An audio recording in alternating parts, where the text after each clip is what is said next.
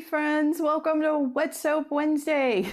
I'm in love with these soaps. Oh my goodness, I'm so in love with them. These are the resin soaps from the resin soap course that we did in the Best Friends Club last quarter. And we have one more soap to make with the resin infusion. It's gonna be awesome. But there's been a lot of questions lately about what makes great lather.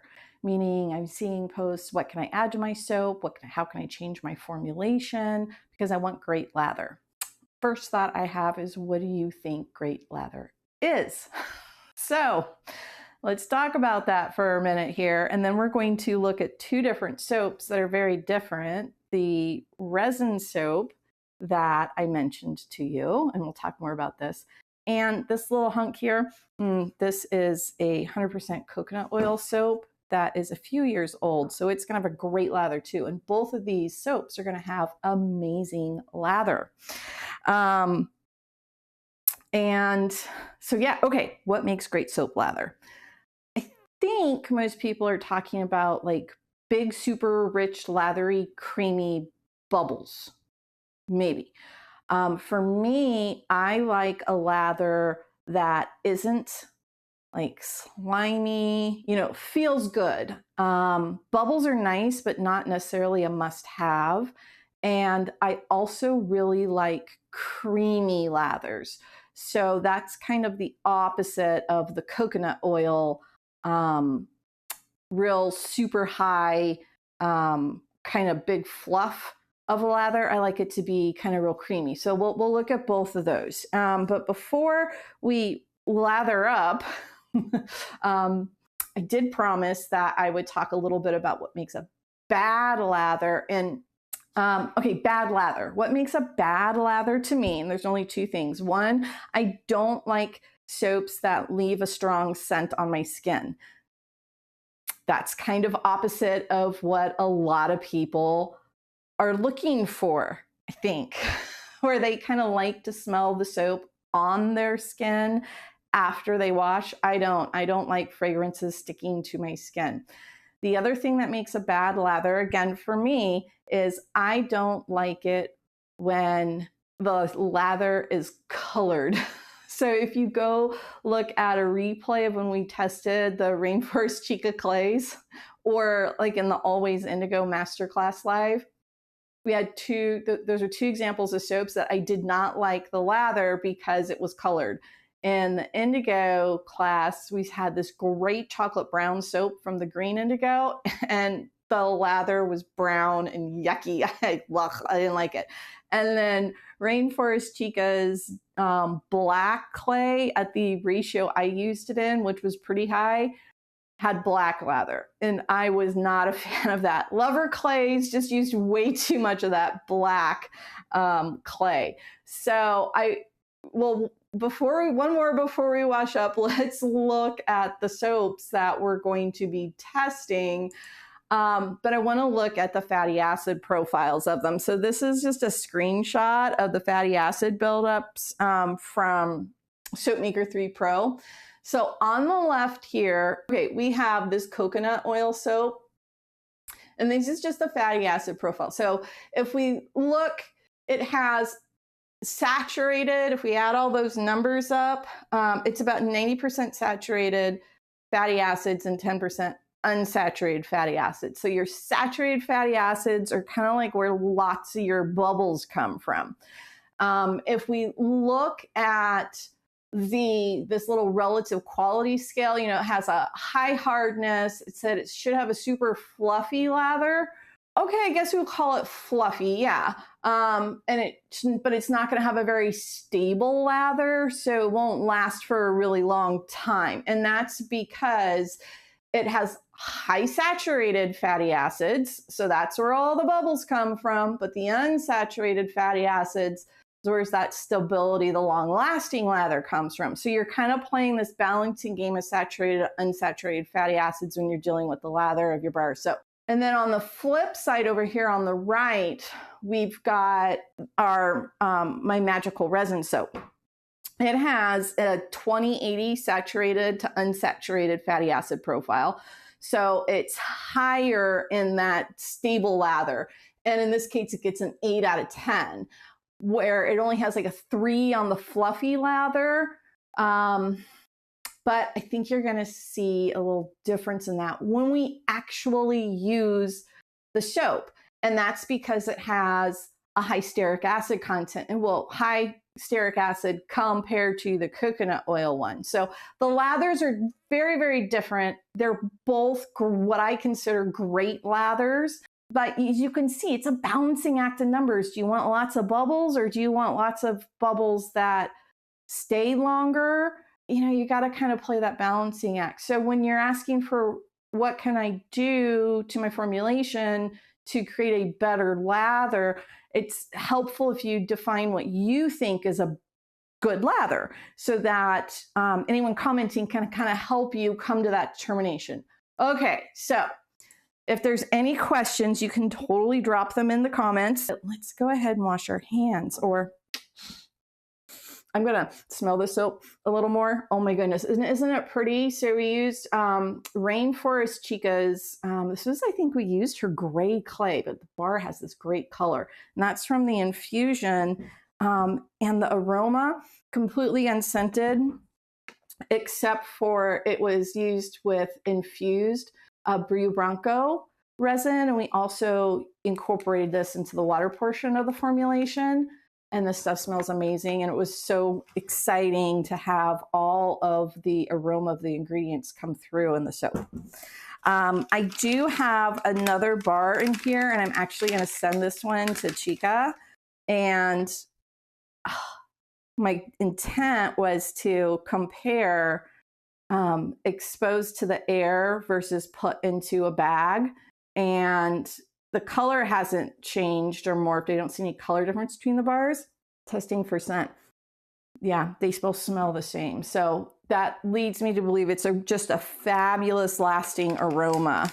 Normally, if it's not wrapped and outside, well, normally with flighty essential oils, the aroma will last longer if you bag it up, at least bag it up. Okay, let's wash our hands. Got some water here. So first, I think I want to do the coconut soap, because I think this is what everyone thinks is that better lather, but we'll see. You'll have to let me know what you think is qualified as a better lather. Okay, so do the best here.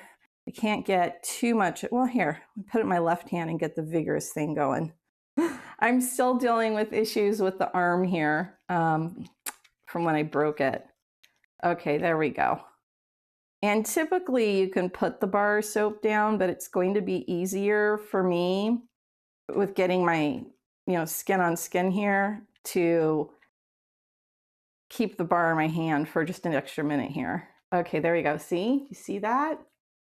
Okay, so this is 100% coconut oil. And that's a pretty bubbly lather. It can get bubblier.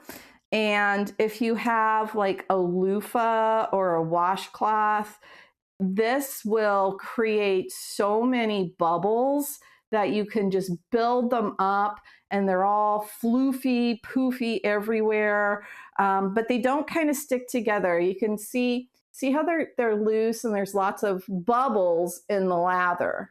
So all those dots of bubbles. I think I'm focusing all right for you. Okay, so coconut oil. And let's see if can we save lather? I'm gonna put some right here. There's our coconut. Let me get a little bit more of it, maybe put it on the bar. There's our coconut lather. Okay, let me wash my hands off a little bit here. And let's do the other one. So remember that coconut oil is high stearic acid. I'm sorry, high saturated fatty acids. Lots of lauric in there from all that coconut oil. It is a super clean wash. Lots of great bubbles in the lather. Okay, I'll put a little bit in there. Oh, so excited. I haven't made my magical resin in a few years. And it really is one of my favorite bars. So this is going to have a dense lather to it. Get some more water. And it's going to be a very silky lather. And it should be a lather that we can work up to be quite creamy. There we go. See, I think this is a lovely lather. It's more lotion-like. It's silky. You can even up the stearic acid just by the fatty acids in your oils. You don't have to add stearic acid as a separate ingredient to get an even creamier, shaveable lather on this. So I think this is a lovely lather. Look at that. It's like lotion. It's so beautiful and it feels so silky. Now, some of that is from the resin and the clay in here. But I think this is just an awesome lather. See, this is a matte. These are two completely different lathers, but they both have their own benefits to them. In one of the other lather test videos that's archived up on YouTube, we did a lather test with a lavender and shea modification to my go-to vegan palm-free recipe. That's the one that's super duper creamy, like a shaving soap is. You can really build it up to shave with it. But I just love this silky lather here on this bar. But yeah, these bubbles are super fun too. Now, neither one gets you cleaner than the other. I think that's important to note as well. They are both bars of soap. They are both going to get you clean and wash the dirt and grime off. It's just a little bit different experience of lather. Yeah, like I said, I think they're both great. Neither one of them leaves a weird smell on my hands. Neither one of them had a color to them. So in my mind, they're both great lathers. And you can get a range of different consistency in your lather based on the saturated fatty acid profiles in your formulation. And if you do want to learn more about formulating based on the fatty acid profiles of oils, I do have fairly extensive lessons on that in the Ultimate Natural Soap Making class that's up on the website. That full course is included in all membership levels, so go check it out. It's totally worth it. It also makes it a lot easier for you to look at your formulations to see what's going on with them, versus just kind of looking at, those oil properties, because other than coconut oil and olive oil, it's hard to, because those are like two extremes, it's really kind of hard to gauge what that final soap will be just by the names of the oils. But if you're looking at the fatty acid profiles, and you've spent a little bit of time learning them, you'll totally be able to determine what's what, and how your lather is going to come out, how long your bar is going to last, and a couple other groovy factors about soap that you can tell kind of even before you make the soap. So, all right, that's all I have right now for our lather tests. All right, happy soaping, my friends. Thanks for popping in and washing your hands with me.